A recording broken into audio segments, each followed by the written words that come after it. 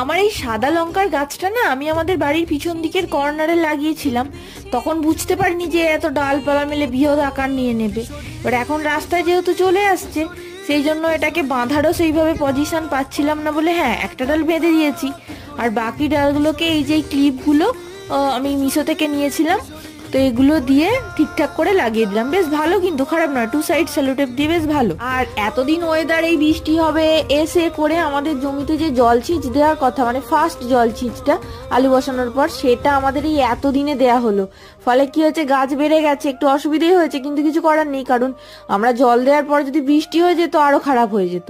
তো অড়াই কাকা জল দিচ্ছিল। আর ছোটবেলায় না আমরা এরম ভাবে যখনই কেউ জল দিত বলতাম কি জোরে জোরে টয়লেট করছে। যাই হোক, আমি মজাই করে বললাম। তো অড়াই কাকা এইভাবে জল দেয় আর বেচা কাকা আর বাবি পাইপটা সরিয়ে দেয়। আজকের মতো টাটা, ভালো থাকে।